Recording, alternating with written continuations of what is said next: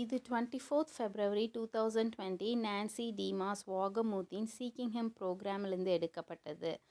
மிகவும் அருமையான தெய்வ பிள்ளைகளே, இன்னைக்கு இடைவிடாமல் சுத்தம் செய்தல் அப்படின்றத குறித்து பார்ப்போம். இன்னைக்கு என்ன க்ளீன் செஞ்சீங்க அப்படின்ட்டு ஏதாவது ஒரு அம்மாட்ட நம்ம கேட்டோம் அப்படின்னா அவங்க ஒரு பெரிய லிஸ்ட்டே போடுவாங்க. ஏன்னா க்ளீன் பண்ணுற வேலை எப்பயுமே இருக்கும். கிச்சனில் க்ளீன் செய்ய வேண்டிய காரியங்கள் இருந்துகிட்டே இருக்கும். அதே மாதிரி நம்ம க்ளீன் செய்ய வேண்டிய காரியங்கள் நம்முடைய இருதயங்கள்லையும் இருந்துகிட்டே இருக்கு. நாம் ஜபத்துலேயும் வேதம் வாசிக்கிறதுலையும் நேரத்தை செலவிடும்போது நாம் நம்முடைய இருதயத்தை ஓயாமல் சுத்தம் செஞ்சுட்டே இருக்கோம். அப்படி தானே? நாம் தேவனுடைய பிள்ளைகளாக இருக்கிறபடினால நம்மளை தேவன் முழுவதுமாக ஒரு முறை சுத்தம் செஞ்சிட்டாரு. அது கிறிஸ்துவுக்குள்ள நம்முடைய இடம் அப்படின்றது நம்ம எல்லாருக்குமே தெரியும்.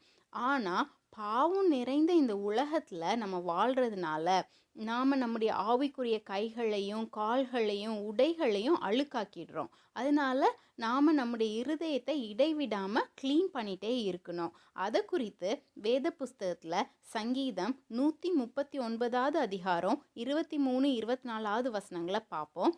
அதில் தாவீது ராஜா என்ன சொல்கிறாருன்னா, தேவனே, என்னை ஆராய்ந்து என்னுடைய இருதயத்தை அறிந்து கொள்ளும், என்னை சோதித்து என்னுடைய சிந்தனைகளை அறிந்து கொள்ளும், வேதனை உண்டாக்கும் வழி என்னிடத்தில் உண்டோ என்று பார்த்து நித்திய வழியிலே நடத்தும் அப்படின்னு சொல்கிறாரு. என்ன சொல்கிறாரு? அவருடைய இருதயத்தை முழுவதுமாக க்ளீன் செய்ய ஆண்டோட்ட சொல்கிறாரு. நாம் இன்னைக்கு ஏற்கனவே தூசியையும் அழுக்கையும் குப்பையையும் வீட்டில் க்ளீன் செஞ்சுருப்போம். இப்போவும் ஆண்டவர்கிட்ட நம்முடைய அணுகுமுறைகளையும் எண்ணங்களையும் செய்கைகளையும் க்ளீன் செய்ய இந்த தாவீது ராஜாவோடு இணைந்து ஜெபிப்போமா? இப்போ ஒரு சின்ன ஜெபம் செய்வோம். அன்புள்ள ஆண்டவரே, எங்களுடைய அணுகுமுறைகளையும் எண்ணங்களையும் செய்கைகளையும் சோதித்து நீங்கள் அறிங்க ஐயா. வேதனை உண்டாக்குற வழிலாம் எங்கள்கிட்ட காணப்பட்டுச்சுன்னா அதெல்லாம் அகற்றி போடுங்க ஐயா. எங்கள் அசுத்தத்தை எல்லாம் எடுத்து போட்டு எங்களை பரிசுத்தத்தினால நிரப்பணும் அப்படின்னு சொல்லிட்டு உம்மை கெஞ்சி கேட்கிறோம் ஐயா. இயேசுவின் மூலமாய் ஜெபம் கேளும் அன்புள்ள பிதாவே, ஆமென். இந்த வார்த்தைகளை கேட்டதுக்காக நன்றி.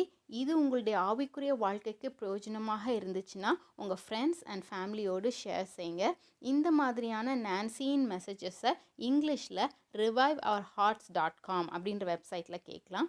கர்த்தர் உங்களை ஆசீர்வதிப்பாராக.